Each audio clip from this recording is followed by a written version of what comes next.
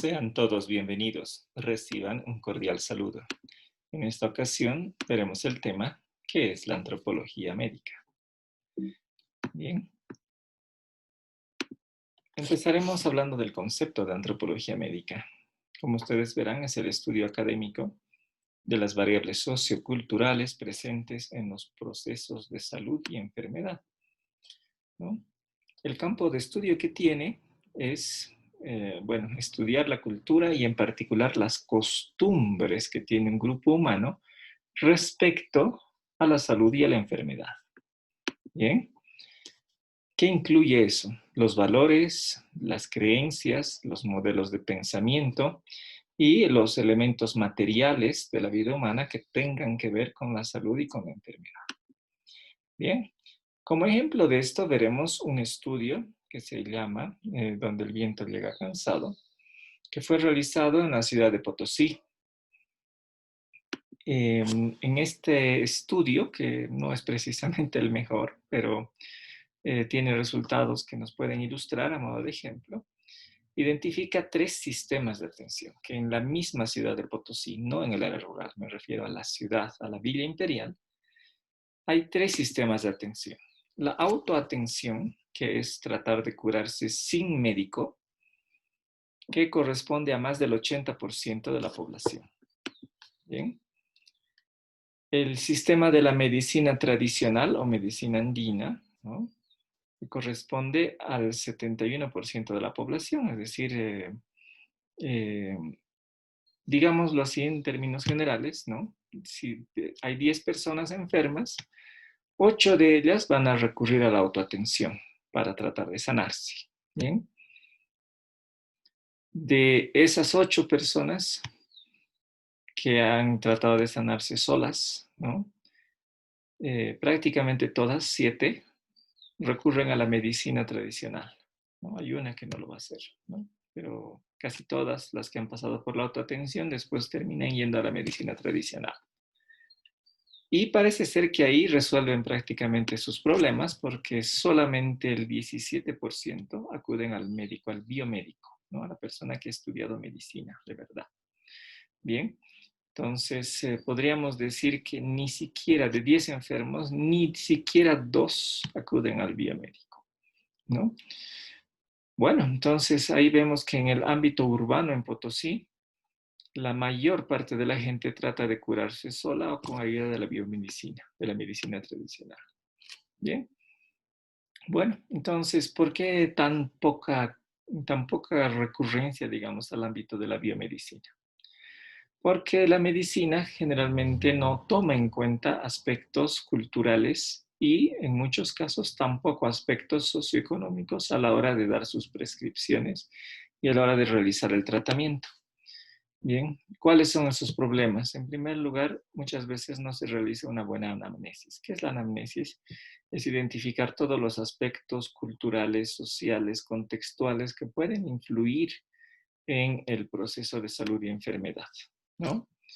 ¿Qué tendría que hacerse? Tendría que dejarse que el paciente narre su enfermedad y tratar de decodificar lo que tiene, ¿no? Muchas veces una situación es medicalizada cuando a veces no es lo mejor, ¿no? Vamos a poner algunos ejemplos más adelante, pero mm, digámoslo así, que la adolescencia, por ejemplo, aunque no vamos a entrar en muchos detalles, es una ocasión que está muy medicalizada, ¿no? Y es una etapa muy medicalizada, inclusive el concepto mismo de adolescencia tendría que revisarse, si es algo beneficioso o no. Bien. Eh, por ejemplo, ya para poner un caso más concreto de cómo es medicalizar una situación, en muchas ocasiones cuando una persona no sigue una dieta adecuada, entonces se le da medicinas para corregir, digamos, algunos desequilibrios, ¿no?, que se producen, cuando lo correcto sería revisar la dieta de la persona y hacer que siga una dieta adecuada. Bien, bueno.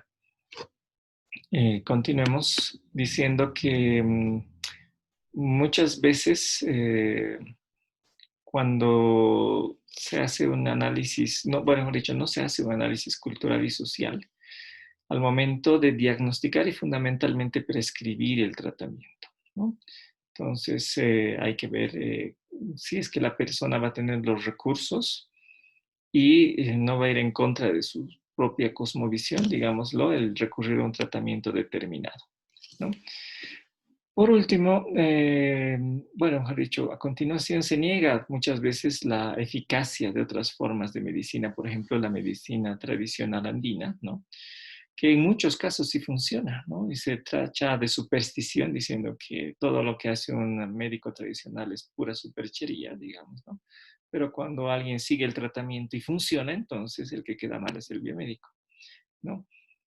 Muchas veces se descalifica sin basarse directamente en experiencia, sino solamente es un prejuicio.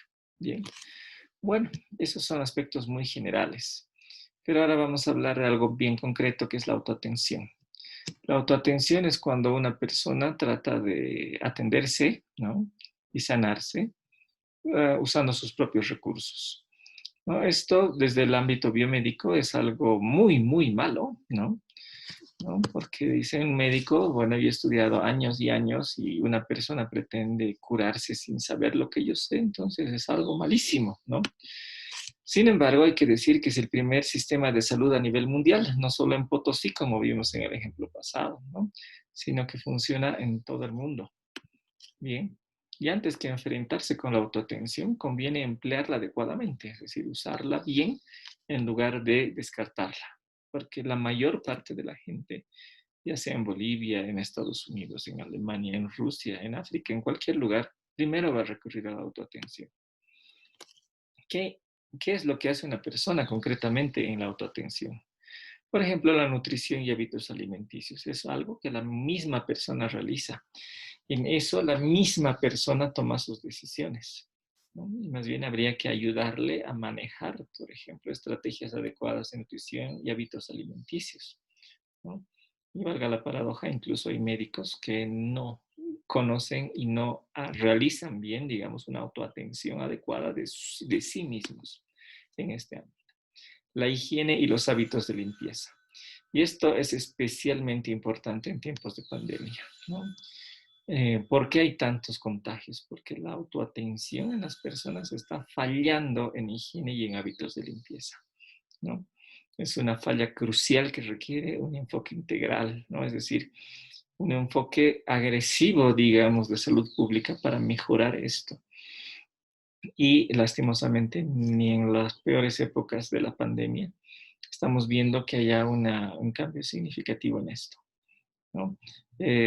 Sin ir lejos, ¿no? El día de ayer yo, bueno, salí a un lugar en un automóvil, no estaba yo manejando mi coche y vi que tal vez el 70% de las personas con las que, bueno, que observé en el trayecto, no estaban usando barbijo, ¿no? Porque estaban al aire libre en un parque, digámoslo así, y pensaban que por estar al aire libre entonces no había que usar barbijo, me imagino, porque realmente me sorprendía la cantidad de personas, adultos y niños, que no lo usaban.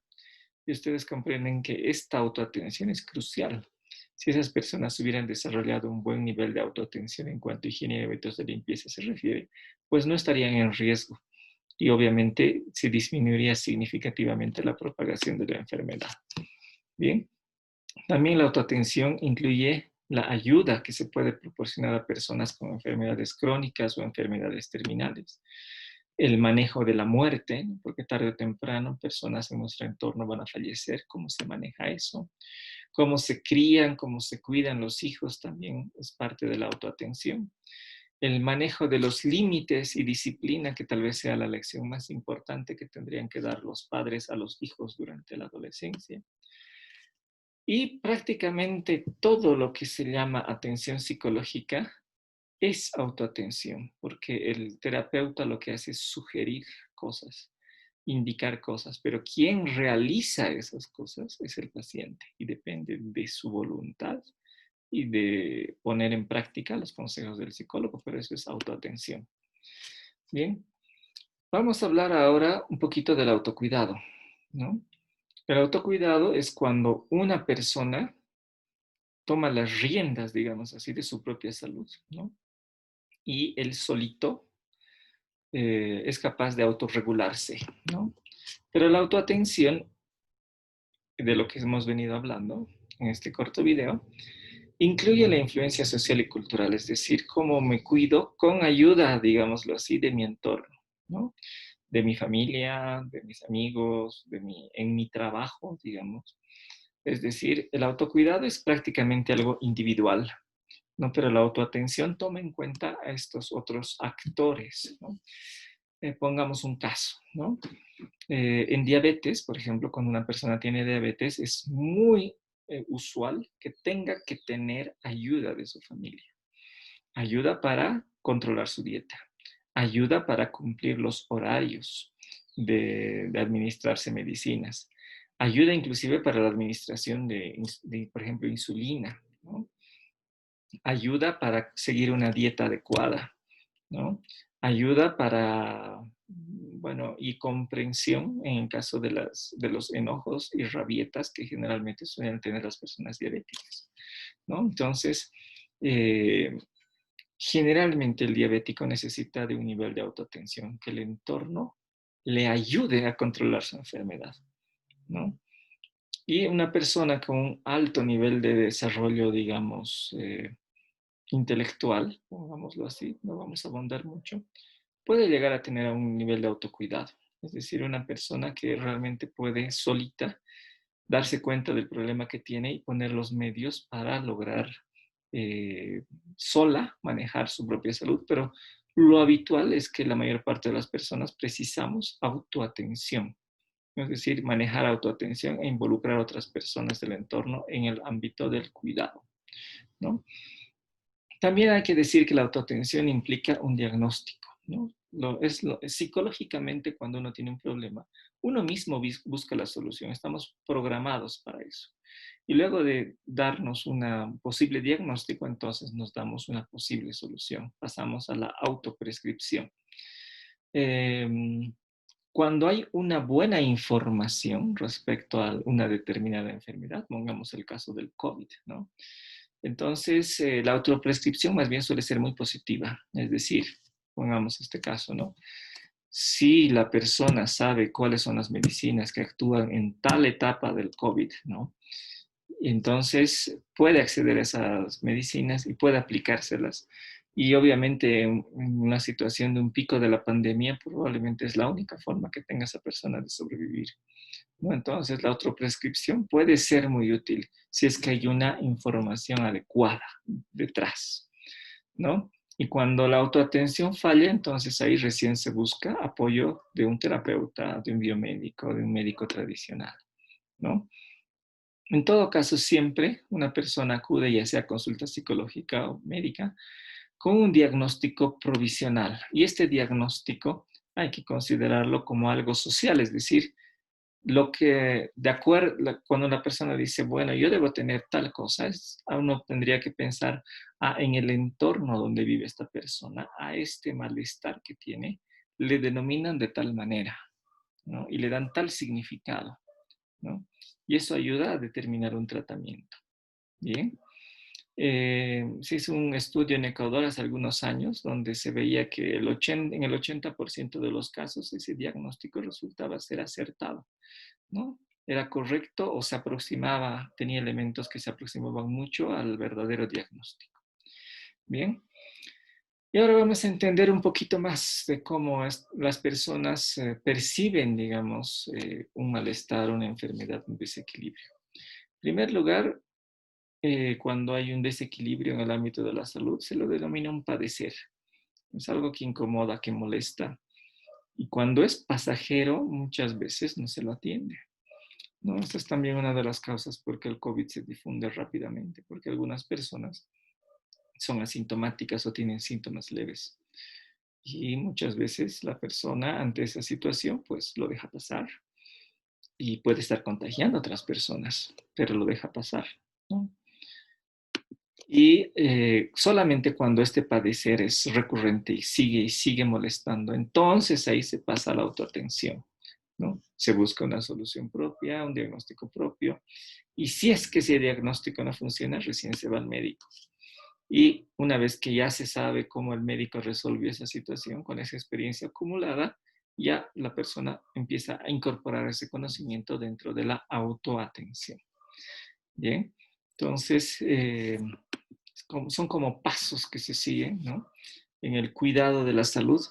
Y lo que podríamos rescatar antes de terminar el video es que en la época de pandemia COVID nosotros tenemos que dedicar bastante tiempo a aprender los hábitos de limpieza, reforzar los hábitos de limpieza y ayudar a las personas de nuestro entorno a cumplir con esas normas, porque está en juego mucho, ¿no? Y bueno, hemos visto de esta manera un breve pantallazo de cómo aspectos antropológicos tienen influencia en el ámbito de la psicología y de la salud. Muchas gracias por su atención.